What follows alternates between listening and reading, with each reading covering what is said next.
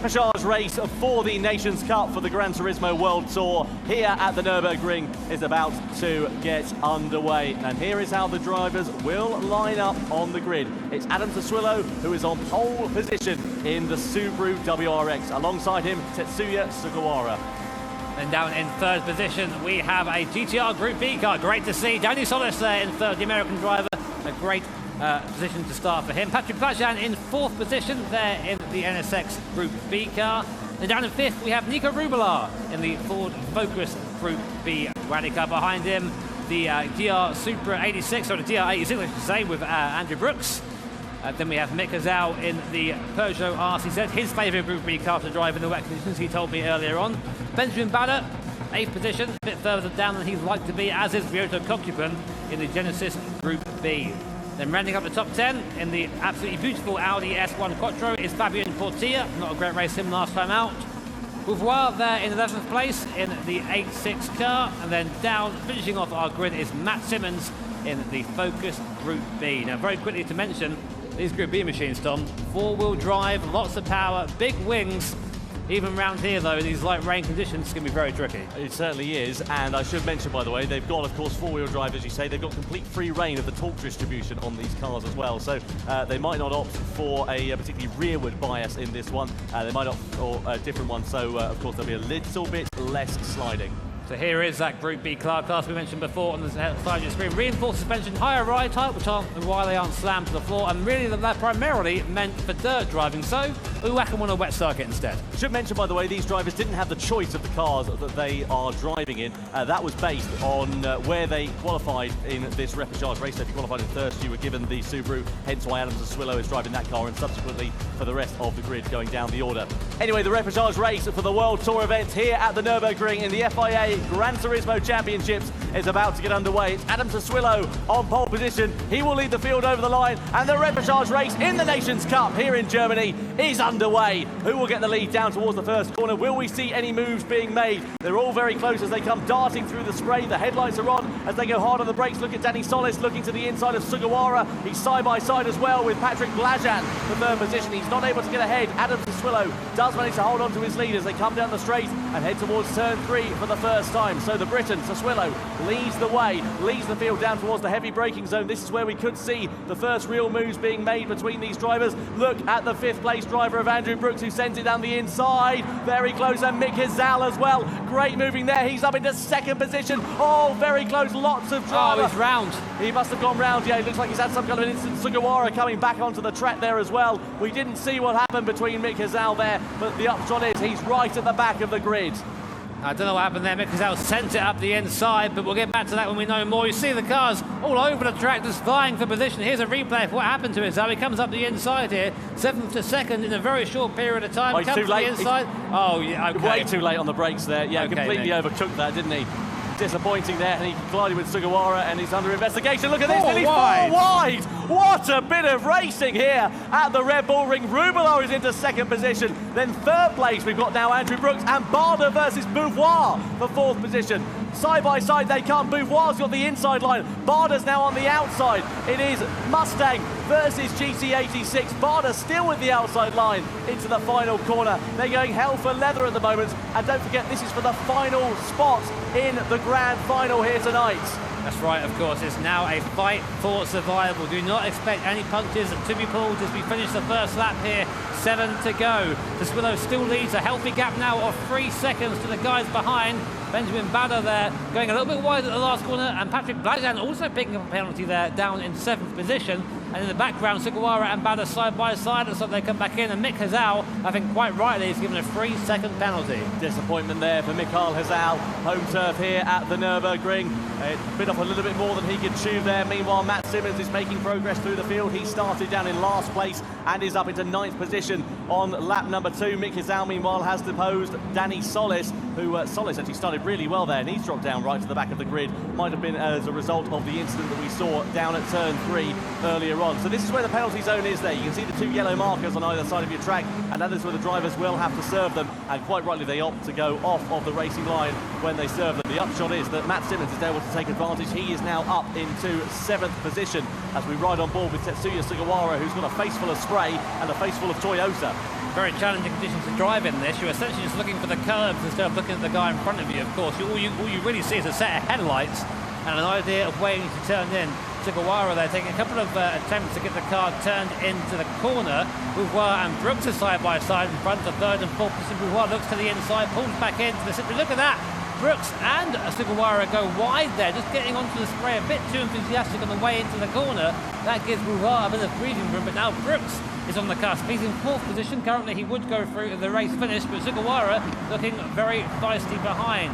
One man we haven't mentioned nearly at all in this race is that race leader who we just saw a glimpse of there, Adam Sassuillo. He's been able to pull out a commanding advantage in these first 2 laps. He's 3.5 seconds ahead of the man in second place of Nicolas Rubelar. Sugawara just running a little bit wide there out of the final corner. That can compromise his drive onto the start-finish straight. They run down in towards turn number 1. These Group B machines are not really that at home on tarmac, but when it's in wet conditions, it's a little bit more suited. You can see Benjamin Barder there in 6th position. He'll be hoping for a little bit more progress in the latter half of this race. We're really getting towards this halfway stage here in this repechage race. Anybody's guess at the moment who is going to be going through into this grand final, given how closely knit the field is. Just seeing the top 5 are somewhat pulling away in the background. Patrick Blaschallen looks to the inside of Matt Simmons, but Matt Simmons covers it on the inside and then forces the Hungarian to go around the long way off onto the curb there. Sugawara also scrapping with Benjamin Bader, and what this is allowing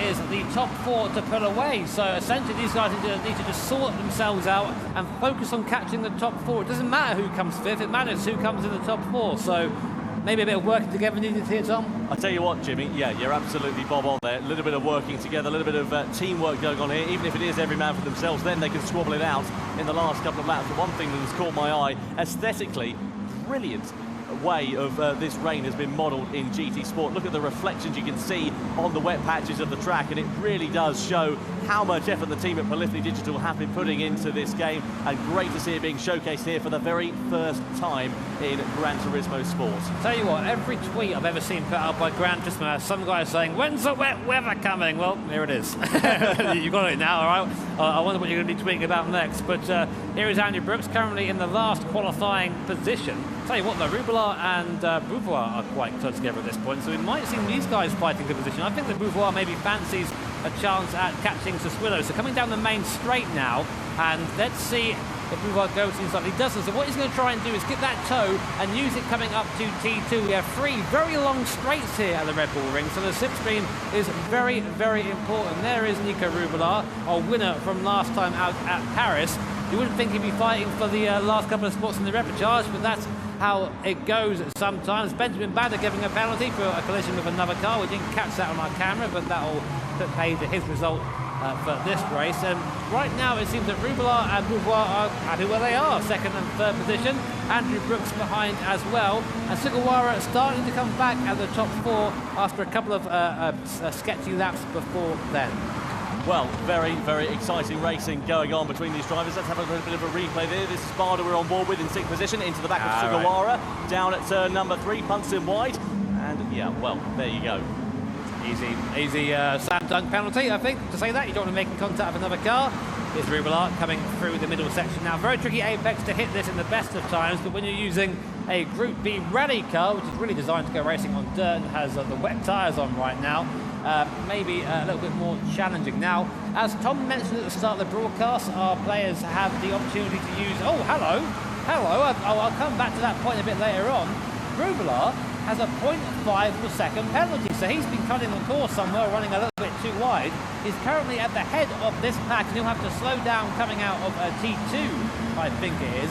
That's going to be massive there for Rubelar. He's probably going to lose all these positions compared to the other guys. 0.5 doesn't sound like much, but when you're off the throttle for 0.5 per second compared to the competitors around you, you're pretty much standing still. So this could be massive for the Chilean. Certainly could do. Beauvoir could be set to take advantage of this. Baptiste Beauvoir, a brand new name in the Gran Turismo World Tour. 23 years of age he is. He's been playing Gran Turismo for just over 6 years, so quite a lot less time than some of our competitors here who have been playing it for nearly 20 years.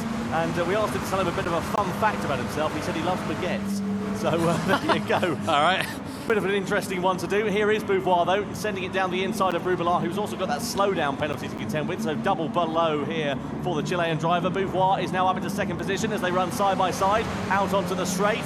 and the Frenchman is now ahead of the Chilean driver, and Andrew Brooks could be set to take advantage as he slows down, and indeed he does, so he's now up into third place is the Canadian driver. Sugawara as well, having a look up the inside of Nico Rublar, so from second down to fifth, almost. Rublar's going to hold it around the outside, get on the power, use the four-wheel drive and slide it around there, the Mitsubishi. He's still side by side. The next corner is a left-hander, that'll be good for Nico Rublar. It is, I think maybe, it looks like Sugawara is trying to go all the way around the outside, trying to slide it there, but very slow. Is he going to keep it there? Maybe he will. They're still side by side, all the way through his middle sector. And there's a bit of contact between the two. The Japanese driver forced out wide. Rublar still squeezing the Japanese driver to the outside of the track, which then becomes the inside. And Sugawara finally takes the position. That was a great series of corners. Great driving there from Tatsuya Sugawara, met by a round of applause from the audience here at the World Tour event. And Sugawara, of course, last year finished 5th in the World Tour event for the Manufacturers Series for Team Porsche. We look at him on the left-hand side of your screen. Nicolas Rublar, of course, qualified for the World Final, I should say, rather, in 2019. Last time out in Paris, riding on board with Sugawara, who's now having to try and defend from Nicolas Rublar. This is very impressive stuff. I was going to say in the background, Simmons there had caught up quite a lot, but then picked up a 0.5 per second penalty, so it looked like he was coming into contention. And then that 0.5 second of a penalty is probably going to put him back out of contention again. But the big story is Nico Rublar. He was a comfortable second position, had the mistake, got the penalty, and is now outside of the top four, which means if he doesn't manage to rectify that, he will be out of the competition.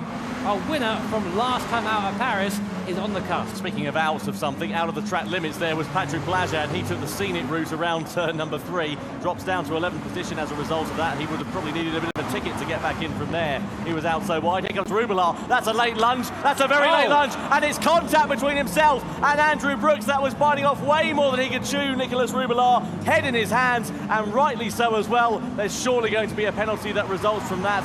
Oh dear, disappointment there for Nicolas Rublar, and it has ruined Andrew Brooks' race, but somehow he's managed to recover into 5th place. But the upshot is that Matt Simmons has profited from that, Jimmy, and he is now into the grand final here tonight. Andrew Brooks cannot catch a break, it seems, at the moment, and again the Canadian driver who was comfortably through is now fighting for survival. He's currently outside that magical top 4 and is being harried by Kokiban Bada and Portilla there. And Brooks must be so frustrated with that. I can't even imagine what's going through his head right now. But as you said, Tom, Matt Simmons, from relatively nowhere, is now inside the top 4 and has a chance of going through to the final. This repechage race just keeps throwing stuff at us. It really does, and that is exactly what we love about the repechage race, is the unpredictability that it springs up. It is every man or woman for themselves. Here is Portilla running side by side nearly with Benjamin Bada. He ducks back into the slipstream as they go down towards the first corner, but Andrew Brooks still leads that charge. As you can see, Kokiban being pushed wide there by Benjamin Bada, and Fabien Portilla now running side by side. So Kokiban with a loss of drive going onto this straight, that surely is going to compromise his run down towards turn 3, but the Audi Quattro of Portilla cannot find a way past as things stand. Going onto the brakes though into turn number 3, he might be able to invent something. Not quite. A spit of flame from the Audi Quattro's exhaust, but Kokiban's wide, and Portilla's up the inside, and he's in to 6th position with Bada looking to try and take profit as well. It's all a little bit pointless really for scrapping this position. They need to be trying to get up into the top 4 there. I understand what they're trying to do. They're saying, well, I'm faster, let me through, but they keep swapping positions like this. It's just going to hold them up. And there goes Brooks wide again, and Portilla looks up the inside now, and Kokiban goes off into the gravel, slows himself right down. Benjamin Bada now back up to 7th place. Rublar there in the background trying to recover from the incident there with Brooks. Portilla looking up the inside of, that was Brooks in the foreground, and meanwhile, Matt Simmons and Sugawara are back together on circuit, and Matt Simmons having a great race, Tom. This is really good stuff from Matt Simmons. I'll tell you what, considering, let's not forget, he started last on the grid, down in 12th position. It is going to be an event to write home about for him. On the other side of the coin, it's been disappointing for Mikhail Hazal. He's down in 12th and plumb last position, will not be progressing through into the grand final unless a minor miracle happens here in GT Sport. Rublar and Kokiban are still squabbling for 8th position in this race. You can see Sugawara there in 3rd place as Simmons is very close behind now. We're going on to the final lap of racing here at the repechage race for the Nations Cup. Is Matt Simmons going to think about a move down to the first corner? He backs out of it and he's going to bide his time. Sensible. Easy, boys. You know, at the moment you're all going through to the final. I know you might fancy a bit of a better position in the final in terms of grid position, but there's no point risking it all now. There's a 5-second gap between Matt Simmons and Benjamin Butter at the moment, so there shouldn't be too much issue there. All you've got to do is drive around nice and clean. That should be your spot on the final confirmed. Kokiman with your time penalty that he's been awarded there in 9th position. Didn't quite see what that was for. Regardless, probably exceeding track limits, I'd imagine. Look at Brooks going tumbling down the order. Something's happened here to Andrew Brooks. He's now down into 10th position, and Rubilar is fighting with Benjamin Barder. Andrew Brooks, well, it's been a birthday to forget for him so far here tonight. Disappointment there for the Canadian driver. Sugawara and Matt Simmons still squabbling for this final spot on the podium. They're still both making it through to the grand final here tonight, but this will count towards their grid position. Let's not forget, you can see Portia being given a warning for colliding with another car during this race as well. We didn't see what happened there, but presumably that might have been something to do with Andrew Brooks. Yeah, that was with Brooks, I think. So nothing going from there, but we'll come back to that now. Meanwhile, I think we should say this has been an absolutely dominant performance from Adam Saswillo. Head of the field, 4 seconds over anybody else. Sugawara and Matt Simmons are still going to fight down to the line, but I think it's going to be Sugawara who will eventually take 3rd place. Here comes round the last corner. Adam Saswillo goes through to the finals here at the Nürburgring. A great race there from the British driver. It'll be Bourgeois that comes home in 2nd, Sugawara in 3rd, and Matt Simmons from last will go through to the final in 4th position. That is so impressive from the Australian diver. Patrick Blajan sadly misses out, as does Fabien Portia, Nicolas Rubilar, Benjamin Barder, Ryoto Kokibun. Races to forget for those drivers. They were too busy squabbling amongst one another, and Mikael Hazal there drifting his way through the final corner. Well, he's got to have a bit of fun with it, let's not forget. Over the line he comes, down in 10th position. Danny Solis, well, sadly, there isn't a lot of solace he can take from 11th position at the